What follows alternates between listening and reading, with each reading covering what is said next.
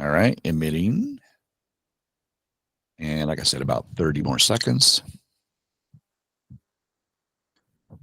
Well, good morning, everybody, or good afternoon, I should say. It's noon on the nose. It's time for our Friday Lunch to Learn as we continue our agent-led series where they bring in skills from what they do in their full-time job, if that makes sense. We have a lot of agents.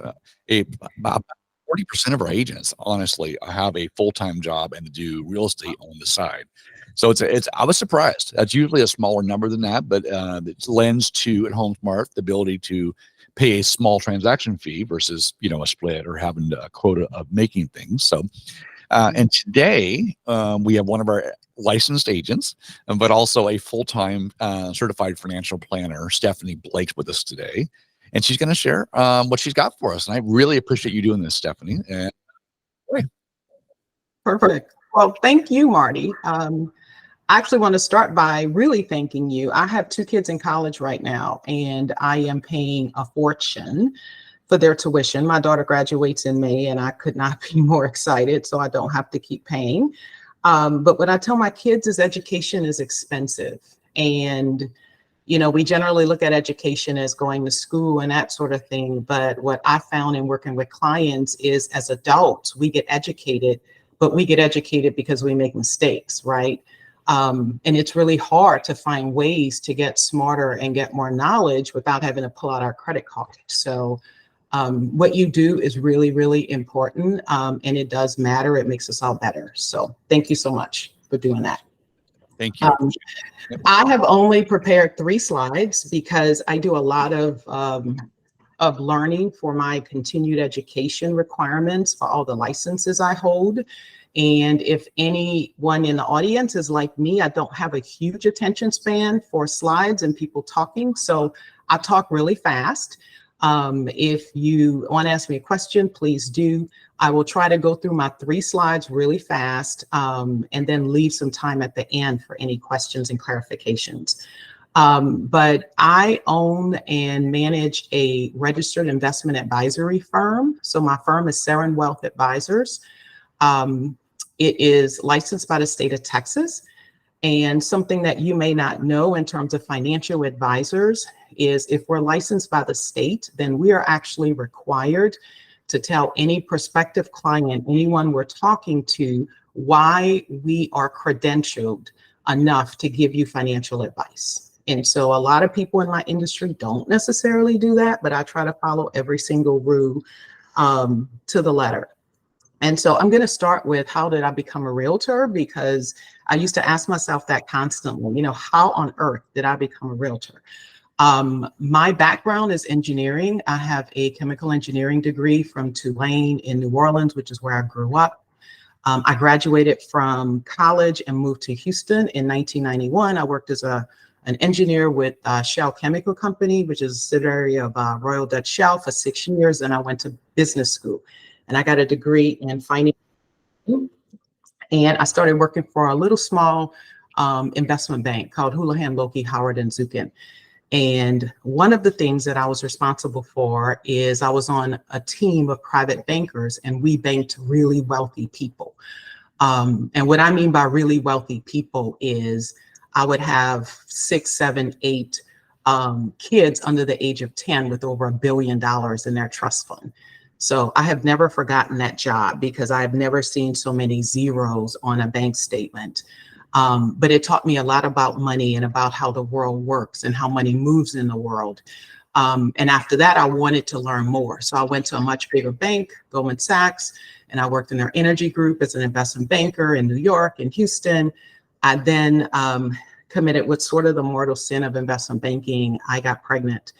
But I'd been married 12 years at the time, and September 11th had happened. So I figured, okay, I might as well hurry up and have a kid before the world ends. And so I had my daughter and I became a commercial banker at Bank of America. So I did that for 5 years. So I tell you that whole story because I'm very analytical. I love numbers. I answer every question almost with a spreadsheet. And that was my approach to real estate. And so the comments I'm going to make to you all today is sort of within that vein, because that's just how I think.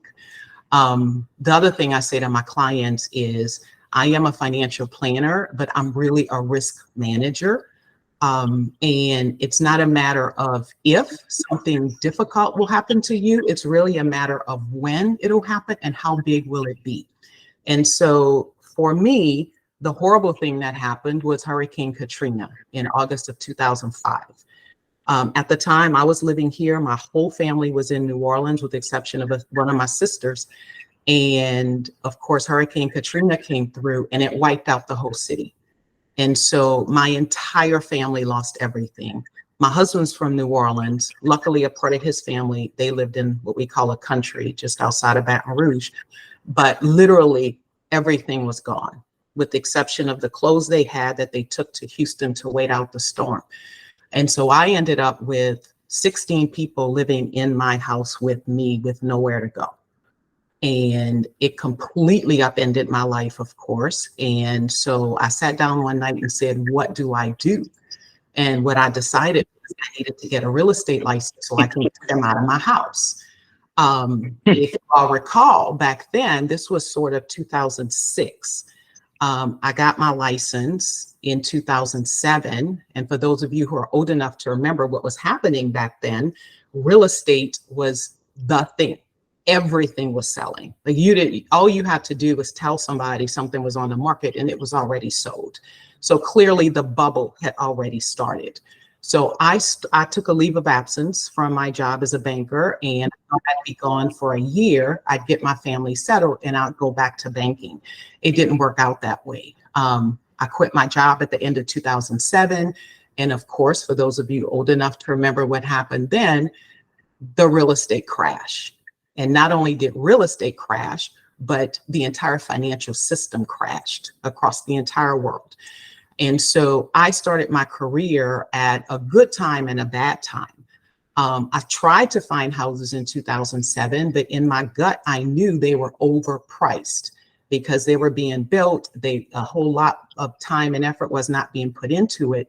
And so I really started to help people to understand the real estate market, and to make sure they weren't overspending, because my fear for my family was that they'd be underwater again, right? They'd pay too much for a house here in Houston and they'd never be able to recover. And so I did that for a while. And then one day, one of my clients said, you know, you're a really good realtor, but you're an even better financial planner. And so that's how I became a financial planner. And so what I put together and what I'm going to talk about is really my perspective on real estate. Part of it is from my time as a realtor, and part of it is from what I see from day to day with all of the clients I work with. I was always busy as a realtor. I never marketed. I constantly asked myself, how am I doing this? Why am I doing this? For those of you who are full-time realtors out there, you know it is not an easy job. However, you know, the old joke that everyone is an expert at money, sex, and real estate really does apply. Everybody thinks they're great at it, and I don't think people really appreciate the effort that goes into being a good realtor and how important it is. And so I really put my everything into the job, and I brought my analytical skills to it. And so I'm going to walk through some of the ways that I approached representing buyers versus how I approach representing sellers. I do realize that at the time I was in a good market because the market had literally crashed. People were being foreclosed upon left and right. Homes were being short sold because people didn't have any equity in it, and all of the values had dropped. And so it was a somewhat unique market. But regardless of that, I had a certain set of principles that I applied, and I think they are still relevant. And so in terms of representing buyers, I would require my buyers to have a budget. And I did it in a nice way, but I would tell them that I really wanted to make sure they were making a good decision. And at first, some were a little taken aback by it, but I think they realized that my intent wasn't just to close a transaction. I wanted to make sure they made a good decision, because your house remains the largest portion of most people's nest egg. net worth. I would absolutely explain the difference between a 15 and a 30-year mortgage. When I bought my first house back in the 90s, I think our interest rate was 8.25. No one ever told me I could do a 15-year mortgage. We had the money and we should have done it. And so I don't tell clients to do 15 versus 30, but I explain to them the difference. I show them the amortization. I help them understand that with the 30-year mortgage, you're going to pay 60% more for the house if you stay in it. With a 15-year mortgage, if you stay in it, you're going to pay about 30 to 40% more. And when I say pay more, I mean that's just an interest. Okay. I always was up to date on incentives. A client just told me 2 days ago about the current 3-2-1 incentive in the mortgage industry. I'm not an expert. I'm sure Marty knows all about it, but anything out there that could help a client to have a little bit of an edge in terms of how they finance that property, I made sure I knew all about it. I made sure clients knew escrow is not required. Again, it's like the 30-year mortgage where people just think you have to do it and you do not. If you have 20% equity in your house, so if you're putting a 20% down payment, you don't have to escrow, because escrow is giving the bank your money for a year just so that they can pay 2 of your bills.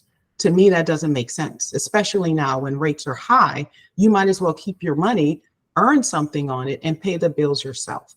I'm also seeing with a couple clients that have way more than 20% equity in their homes, the banks are not allowing them to get rid of escrow.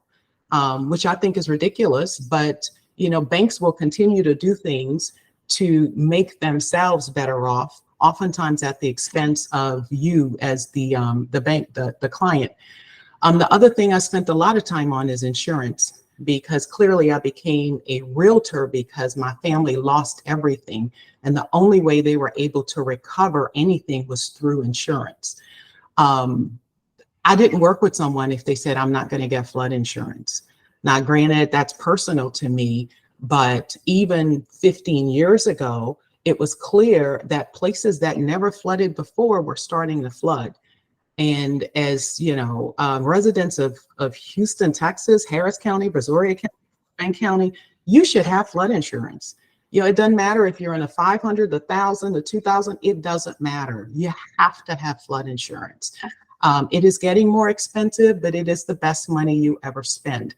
Same for home and auto. I put umbrella here because I recommend umbrella policies, but I put it here more so because when someone gets a quote for home and auto, let's say you get a quote to bundle it, I always suggest to clients that you ask them for an umbrella, because what happens is with an umbrella policy, it forces you to have full coverage on your home and auto. Okay, because insurance companies are losing money. And so they're being very creative in how they minimize their risk, but maximize the premiums. And so what happens is if you get quotes on home and auto, for example, and you want a good deal, they will give you 20% off or so on your premiums, but they're going to take 40 to 60% off of the coverage. And so if you ask them for an umbrella policy with the quotes, they have to at least give you a full coverage quote on your home and auto. And that way you can compare across providers, apples to apples. Property taxes. It's a big deal in Texas. We all know that, but not everybody knows that. If you're coming here from somewhere else where on average property taxes are a good 1% across the country, with some exceptions, then you don't really understand the impact property taxes can have on affordability. I've seen a number of people run into trouble with new construction, which I know I'm talking to realtors, so you all know this, but maybe not everyone has seen it, whereby you look at how much property taxes are going to be, and it's based on just the land value of the house. As soon as your client buys that house and the improvement gets added to the appraised value, all of a sudden your property taxes can be triple or more. So I made sure clients understood that. I had a nice little presentation and, we'd go through it because I didn't want to feel guilty if they got into that house and all of a sudden they were surprised. Exemptions. I have a client now who's been in their house for 3 years. She's a new client to me. She never filed for her homestead exemption. which I think is horrible. As a realtor, I would have the form for the homestead exemption, whether it's Harris County, Brazoria County, Fort Bend County. You can go to the appraisal district website, you can get the form, and just make sure your clients fill it out and submit it, because clearly that's money that they should save. They're entitled to it. And the appraisal districts will go backwards. This one client who's been in our house for 3 years, I submitted the form on her behalf, and I'm requesting that they retroactively go back to, I think it's 2020. So we're waiting on their response.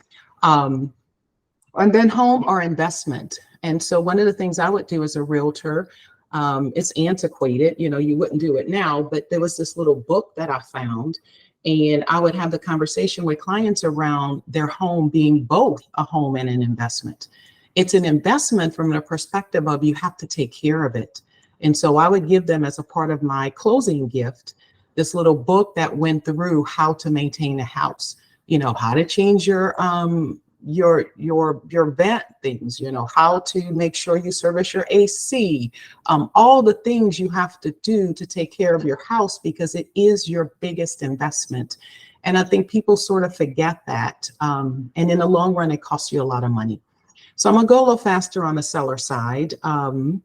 I think I liked selling more than buying. I don't know about you all. The thing I liked about being a seller's agent is that there is a science to it.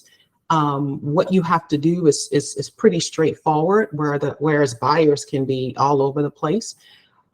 When I sold houses anywhere from $100,000 to, I think my highest was probably 1.85 million. So my clients, you know, ran the gamut.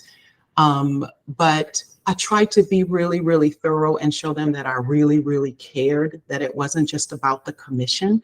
And generally, I was not finished working with the client before that client referred me another client. And that's how I stayed busy. So I think these things matter, and clients appreciate it. And so on the seller side, my first question was, are you upsizing, downsizing, or moving away? You know, or going to a new school district? I always wanted to really, really understand, why are you selling this house? Because again, a home is an asset. And once you own it, you have to think really long and hard about getting rid of it. Okay, because, you know, Marty and I were talking right before we started, and he said home prices have increased 20%. So if you think about your home as a stock, for example, would you just immediately sell a well-performing stock just because? You probably wouldn't. And so I would talk to clients about why they're selling, because one of the big things that would always come up is if they were upsizing, they would say, I'm selling because I want to get a bigger house. And I'd say, that's fantastic. But then I'd ask, so do you have a 30-year mortgage? They say, yeah, I do. I'd ask, how long have you been in the house? They'd say, oh, we've only been here 9 years.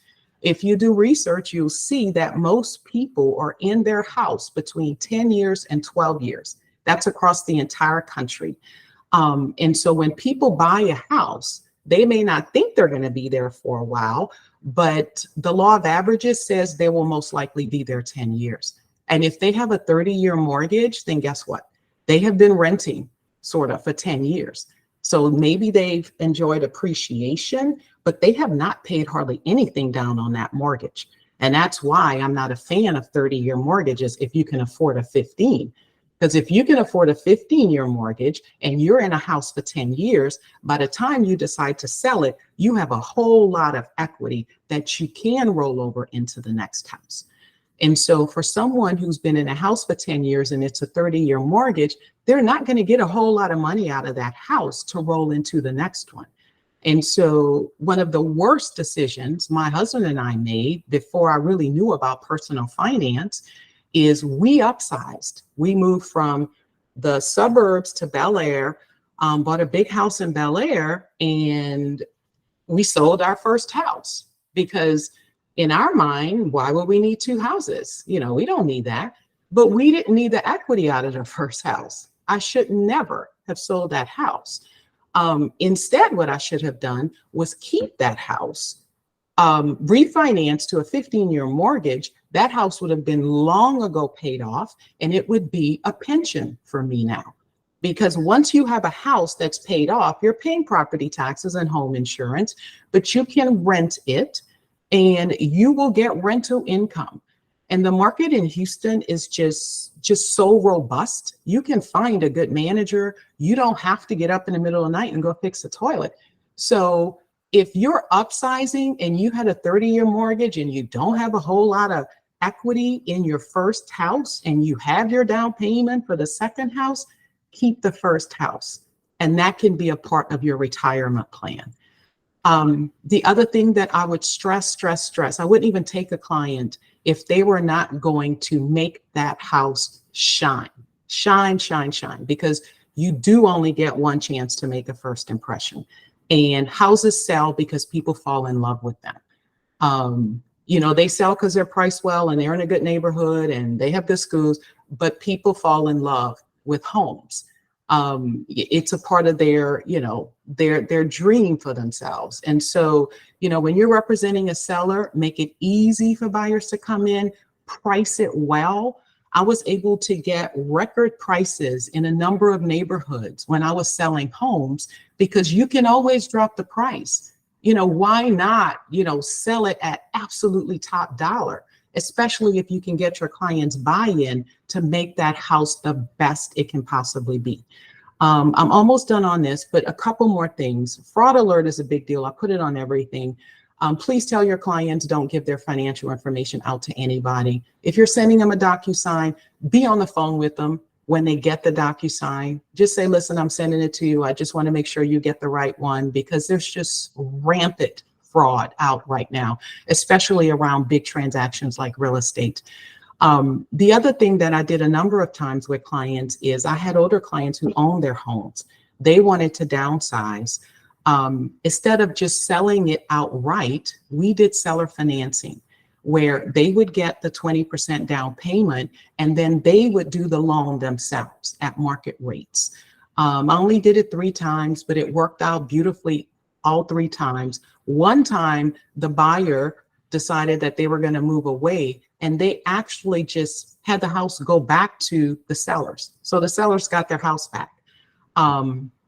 So just be creative, be thoughtful, ask questions, and make sure you really understand your client. Don't just assume they just want to sell a house and dive in and sell a house, because there could be so many other opportunities there for you to provide good service and for your reputation to grow. Reverse mortgages are becoming a big thing. I have a couple clients who came to me, they already had a reverse mortgage.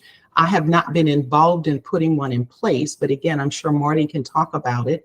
But it is something to consider if an older couple, I think you have to be 62 or older, feels that they have to downsize just to make ends meet. So I just put that because that's just an area I think it's important for realtors to understand. So I don't know where I am on time, but this is my last slide, and I want. You've got about 10 minutes or so left, but 2 quick questions, probably not appropriate. One of them was from Clinton. He said, did you create a website for your listing? And then of course he wants recommendation. And then Lon Ray says, what's the difference typically from a 30-year to a 15-year as far as payment goes on those for mortgages? Got it.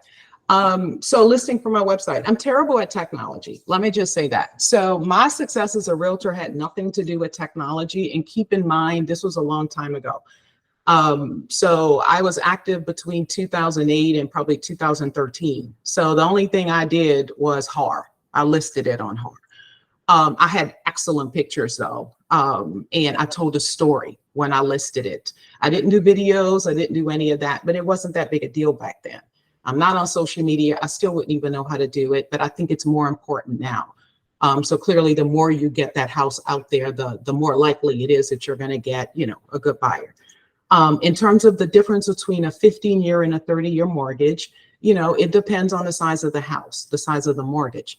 For the most part, I think I ran a $500,000 mortgage yesterday, and the difference between a 15-year and a 30-year, I want to say it was maybe $1,100 a month. I think it was like $3,300 versus $4,400. And so, it's not insignificant, but if your client can afford it, it's just something that they need to know is available to them. The other thing they can do is get a 30-year mortgage, but pay it as a 15-year mortgage. And so I did that with a number of clients, because that gives you the flexibility of having a 30-year mortgage, but you pay it as a 15, so you get the benefit of paying down your principal when you have the money. And then if a couple months you don't have that much, you pay the 30-year mortgage amount, if that makes sense. Okay, so with that, let's talk about helping yourself. I spent a lot of time on helping your clients because the better realtor you are, the more money you're going to make. But in terms of helping yourself, it is a really hard job because you are generally 1099 earners. I haven't ever met a W-2 realtor. 1099 means you have to pay your own taxes, you have to have your own insurance, you have to save for retirement. And so you have to see yourself as CEO, CFO, head of marketing, the whole shebang. And you really, really, really should have a business checking account, a business savings account, and a credit card. If you don't have a business credit card, then have a personal credit card that you only use for business, period. You should spend some time thinking about your business structure, because your structure does matter in terms of whether you pay self-employment tax or not, for example. One of the most important benefits in the United States is Social Security and Medicare. And the reason why people depend on Social Security and Medicare is because they are forced to save for it. Absolutely forced. You have no choice. So if you're a W-2, you pay $6.20 for every $100 into Social Security, 6.2%. Your employer pays 6.2% for you as well.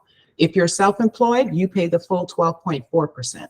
For Medicare, you pay 1.45%, and your employer pays the same, so the total is 2.9. We depend on those benefits because we pay for them. And so in terms of saving for your own retirement, you have to save for it the same way you save for Social Security, where it's non-negotiable. Social Security is not designed for it to replace your income. And so I get a lot of clients who are, the parents of some of my clients or elderly people, they are not able to make ends meet. And part of it is because Social Security is only meant to replace about 50 to 60%. Now, if you are a 1099 earner, the other thing that happens, as you know, is we tend to try to reduce our reportable income so you don't pay as much in taxes. But when you do that, you're also reducing the calculation for how much Social Security you get. So it is sort of a fine line to balance. What I recommend is if you want to reduce your reportable income, do it by contributing to a pre-tax retirement plan. And so to the right, I have what I call money must. You have to have emergency savings because as a realtor, you don't know when your next closing is going to be. Generally, emergency savings should be anywhere from 3 months to 6 months of your living expenses. But if you're self-employed, 6 months to 12 months. And you should always be putting money into that emergency savings so that you're growing it, because something is going to happen where you're going to have to use it. And so you have to keep replenishing it. I say 6% to retirement. I get that from Social Security of 6.2, but of course, as much as you can. But the best advice here is to seek somebody to help you decide what kind of plan to have. People say IRAs and they're fine, but you can only put in, around $7,000. That's nothing. You can get a solo 401k and you can put in $30,000 next year if you're over age 50. And so it is worth it to explore what options are available to you so that you can save properly, and then to explore how to invest that money so that it grows. 20% to taxes, period. That is just, I have so many clients who are in trouble tax-wise because they don't pay their taxes. Pay your taxes quarterly, put 20% away, go to irs.gov, create an account, and send in your statements, send in your quarterly payments. It's not negotiable. Again, we cannot live on pre-tax money because the IRS will always find you. Cash flow, of course, you have to manage it. My advice is to give yourself an income, just like if you were a W-2 employee. Set a certain monthly income for yourself. In the months where you make more than that, you put it aside. In the months where you make less than that, you pull it out of that savings account. So you live on an income. If you'd like to, you can pay yourself a quarterly bonus. But then out of that bonus, you have to do your emergency savings, your retirement, and so on, right? And then life insurance. You know, I mentioned earlier, I'm a financial planner, but I'm a risk manager because things will happen. Life insurance tends to be an area where people don't think a lot about it. You can do so much with life insurance, but if you want to just do the simple thing, get a 20-year term policy, but make sure it's convertible to whole. Get it as early as you can and as healthy as you can, because the price is not going to change. It's going to be the same price for 20 years, but it gives you so much flexibility. You know, find someone with the insurance license. I have an insurance license as well. So I don't just sell you any old policy. We design a policy. You know, a lot of people go to YouTube and they watch a whole lot of finance videos, and there's a big one on banking on yourself. And all it is a whole life policy where you accumulate a lot of cash and you can use that to sort of provide yourself a banking source. I do, you know, a decent amount of that. So get informed, find somebody to help you to learn how these things work. You know, really wealthy people utilize life insurance to an incredible extent. You know, it really is sort of an untapped asset. And then I'm going to finish on two different things. One is estate planning, because it's crucial. I charge $125 an hour, and I will get on a Zoom call with you with LegalZoom. You create an account and you can create an entire estate plan. It does not have to be complicated, but you do need a will. You need a durable power of attorney, which is a financial power of attorney. You need a medical power of attorney, which is the same as a living will. It includes a HIPAA release. And then you have to have beneficiaries named on all of your accounts. Those things are, again, not negotiable in terms of you being in a strong financial position. The last thing I'll say is credit and debt management. Credit is everywhere now. You know, your credit score, you know, how you're judged, how much it costs to buy a house, buy a car, healthcare, you name it, insurance. Every institution has access pretty much to your credit score. And so the more you do to have a higher credit score, the less expensive life is going to be for you. My one tip is for every single credit card you have, set it to pay the minimum every single month, period. Go online, set it to pay the minimum, and that way that card will never be late. Okay. If you have one bill that is late, it will tank your credit. And so with the clients I work with, our goal is not a 725. Our goal is an 825.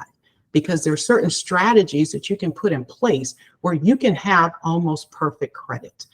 And of course, manage your debt, because debt is sort of a noose around your neck. It really is. The more debt you have, the more you're at risk and the less you're able to make sound investments for the future. So with that, I am done. I don't know if I passed time. You are right on time. You can go longer if you want to talk about anything. Any questions from the audience, you can unmute yourself. I will say this. I've worked with a lot of financial type people that used whole life insurance to buy real estate to grow their nest egg. It's a really, really smart way to go. So that's awesome. And of course, all your information is on the screen. This is recorded. I'll send out the recording afterwards to everybody, including Stephanie's flyer. But any specific questions, go ahead and unmute yourself and ask her. And before the questions, please feel free to send this presentation out as well, Marty. These are links. So the link to my website is here. I have tons of information. I have calculators, my newsletters, all that stuff, free on my website. I have a 15-minute free appointment. If you click the schedule appointment link, I'm happy to talk to you about anything for 15 minutes. Generally, I use it to see if you're a good fit for financial planning. You can sign up for my newsletter. I send it out every month. And then the last one is just a quick little 3-minute assessment to see if you're on track to retire. The answer would be no. So might be calling you. And so any questions from the audience? And of course, the previous slide you had, the CFO type thing, jump back there real quick. This is interesting because we are the CFO, the CEO of our business, right? You want to say anything about that? It means that you wear a lot of hats. You Mhm. know, the one thing I didn't mention that I do with every client, especially if you're self-employed, is I ask them, how much do you make per hour?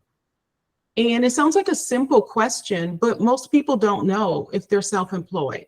And the reason why I ask that is because knowing our worth, you know, knowing how much our time is worth really helps to shape how we think about our approach to our jobs.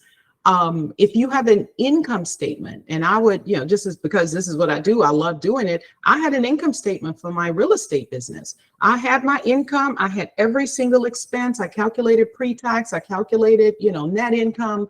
And then I divided it to see what my hourly rate was. It really matters. The other thing is learning, always learning, constantly making yourself better and not resting on, you know, the knowledge you had last year. You know, if you think about yourself as a business, then businesses are worth a lot when they're growing, right? When you buy a stock, you're really buying it based on expected future earnings. And so I think if you have that mindset, then it will help you to grow, because we tend to accomplish the things that we focus on. 100%. Laundry had a question about, can you ask a bank who's financed you a 30-year loan to switch it over to a 15-year loan? And you have to refinance, right? So you do have to refinance. However, and I don't know if any of you have the bank mortgage amortization. I have it in Excel, and I'll be happy to send that to Marty as well. You can always start treating your 30-year as a 15, because all that happens with the 30-year loan is the bank calculates how much you need to pay towards the principal every single month and how much interest they need to get. And so with a 30-year mortgage, all they do is reduce that principal payment. The interest stays the same. The bank does not reduce how much money you pay them. And so with the 15-year mortgage, all you're doing is paying more towards principal. Now, generally, sometimes a 30-year has a higher rate because it's a longer duration. You can get a lower rate with the 15 because it's shorter duration. But you can convert that 30 to a 15 just by paying more. And I can send you the spreadsheet to show you exactly how you do that. And you can set the date that you want your house to be paid off. And then the spreadsheet will determine for you how much extra you have to put towards your principal to achieve that. Does that make sense? 100%. Yeah. But it's a good financial tool to help with our clients and with ourselves, you know, a way to put it. I like the idea that you said about setting things aside, paying yourself a salary. I think that's one of the dangers, especially for newer agents. They'll spend what they make, or they'll try hard to budget for the next month. So they may make 40 grand in a month.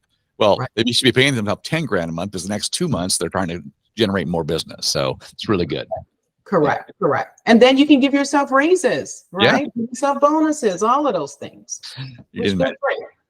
Any other questions? Like I said, this is recorded. I'll send them out to everybody. But Stephanie, I really appreciate you doing this. I know you just scratched the surface of this, but it's also something that we all need to be thinking about. And I'm sure you'll have lots of people reaching out to you. I know I will. So be good. Wonderful. Well, thank you again, Marty. It was fun. Yep. Lupe? No, I just wanted to say thank you. That was great information she presented there. Thank you. You're welcome. All right. Well, then, everybody, have a great weekend. Thanks, Stephanie, and thanks, everybody else. And we'll be in touch. I'll see the video out this afternoon. Thank you. All right. Sounds great. Thank you. Bye, guys.